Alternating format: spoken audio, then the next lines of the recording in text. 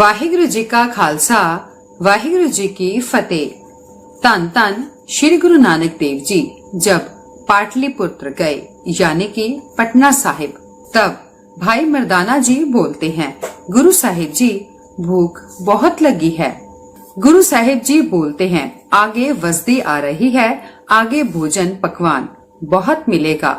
भाई मर्दाना जी बोलते हैं, गुरु नानक पातशाह जी पर खरीदने के लिए हमारे पास तो कुछ नहीं है। गुरु नानक पातशाह जी ने अपने चरण रेत की तरफ जब लगाए तो रेत के नीचे से चमकता हुआ एक लाल निकल आया। गुरु नानक पातशाह जी ने उस लाल को उठाकर बोला, लो भाई मर्दाना जी, इस लाल को बेचकर आप अपने प्रसादे पकवान का बंदोबस्त कर लो। भाई मर्दाना जी एक हलवाई के पास जाकर बोलते हैं, आप ये लाल रख लो और मुझे इसके बदले मिठाइयाँ दे दो। तब हलवाई बोलता है, ये पत्थर तो हमारे किसी काम का नहीं है, ये हमारे तोलने के काम भी नहीं आ सकता। अगर तुम्हें मिठाई चाहिए तो तुम वैसे ही ले जाओ। भाई मर्दाना जी वैसे ही सब्जी वाले के पास जाते हैं, कपड़े वाले के पास जाते हैं। तब किसी ने बोला, आप ऐसा करें, जोहरी के मोहल्ले में चले जाएं। ये तो बहुत कीमती लगता है, हमें नहीं पता।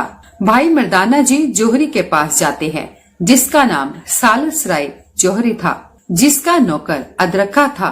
भाई मर्दाना जी ने अपनी जेब में से निकालकर वो लाल उन्हें दे दिया। सालस राय जोहरी जी उस लाल को देखकर बाहर नहीं आए और उन्होंने अदरखे को बोला, इस लाल को उन्हें वापस दे दो और साथ में 100 रुपया भी दे दो और जाकर उन्हें बोल दो, हमारे पास इतने पैसे नहीं कि हम इस लाल को खरीद सकें। ये तो सारी जायदाद बेचकर भी नहीं खरीदा जा सकता। अगर नियत रास हो तो बाबा उस घर को भी भाग लगा देता है। इतना ईमानदार व्यक्ति जिसने कह दिया कि इसकी कोई कीमत नहीं लग सकती और बोलता है, हमारा जोहरियों का असूल है, इस लाल को देखने का भी 100 रुपया दिया जाता है। अपने असूल की बात की और अदरखा वापस चला जाता है। जाकर भाई मर्दाना जी से बोलता है, आप इस लाल को वापस ले जाओ और ये 100 रुपया भी ले जाओ। भाई मर्दाना जी गुरु नानक पातशाह जी के पास जाते हैं। पातशाह जी मर्दाना जी को देखकर हंस पड़ते हैं। भाई मर्दाना जी बोलते हैं, पता नहीं पातशाह जी, कहीं तो इस लाल की कीमत मिठाइयाँ पड़ती है, कोई 2 गज लट्ठा यानी कि कपड़ा कीमत डालता है और पातशाह जी एक ही तो इसे देखने का ही 100 रुपया दे दिया। गुरु नानक पातशाह जी हंसकर बोलते हैं, भाई मर्दाना जी, आपने पूछा था ना, कोई शब्द सुनते हैं तो प्यार करते हैं, कोई शब्द सुनते हैं तो वट्टे मारते हैं। बस यही बात है, जिनको लाल की कदर नहीं वो इसकी कीमत नहीं डाल सकते। जिनको लाल की कीमत का पता है वो सिर्फ देखने का ही 100 रुपया दे देते हैं। संसार तो इसी तरह चला जा रहा है। भाई मर्दाना जी बोलते हैं, सत।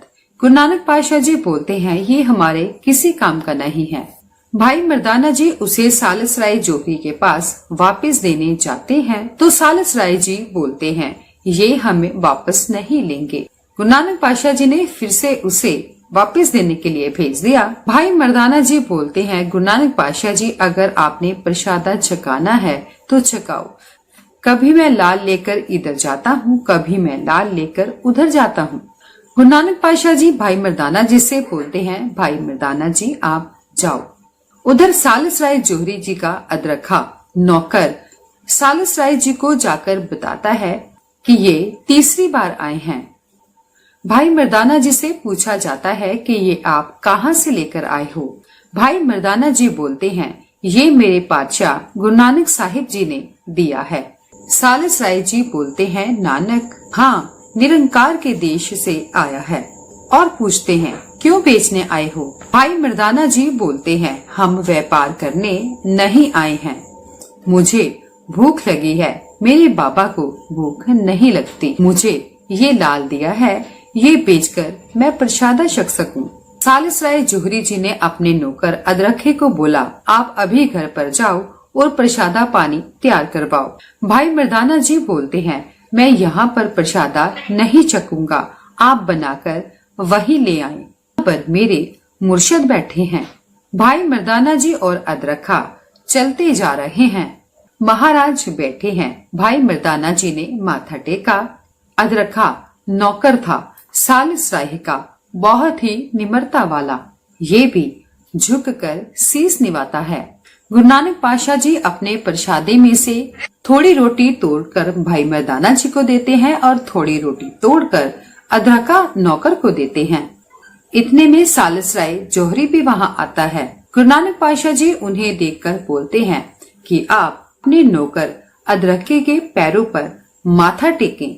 गुरु नानक साहिब जी के ये वचन सुनते सार सालिसराय जोहरी जी अपने नौकर अदरखे के पैरों पर माथा टेक देते हैं। यह देखकर गुरु नानक पातशाह जी बहुत ही प्रसन्न होते हैं और इतनी निम्रता भाव को देखकर सालिसराय जोहरी जी को अपने गले लगाते हैं और सच के मार्ग पे चलने का उपदेश देते हैं।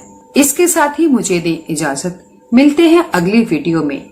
वाहिगुरु जी का खालसा, वाहिगुरु जी की फतेह।